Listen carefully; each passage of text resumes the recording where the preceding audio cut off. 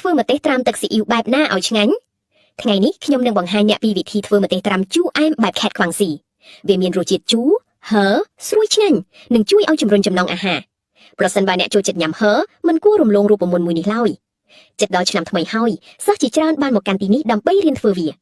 ជំហានដំបូងយើងត្រូវជ្រើសរើសម្ទេសផ្លោកបៃតងដែលស្រស់និងមានសាច់ក្រាស់ល្អលាងសម្អាតវាឲ្យស្អាតរួចវះកណ្ដាលដើម្បីយកគ្រាប់ចេញដែលវានឹងជួយកាត់បន្ថយភាពហឹរខ្លាំងបន្ទាប់មកដាក់វាក្នុងចានដែកមួយរួចរោយអំបិលបន្តិចហើយច្របាច់ថ្នមដើម្បីឲ្យវាចេញទឹក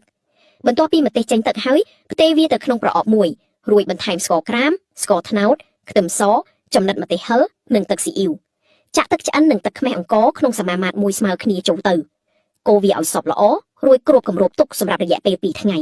ម្ទេសត្រាំដែលរួចរាល់នឹងមានក្លិនឈ្ងុយទឹកស៊ីអ៊ីវនិងរសជាតិជូរហឹរគួរឲ្យចង់ញ៉ាំ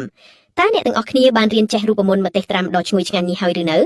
ប្រសិនបើចង់រៀនធ្វើម្ហូបជូរអែមបែបខេត្តខ្វាំងស៊ីបន្ថែមទៀតកុំភ្លេចតាមដាន Channel របស់យើងខ្ញុំ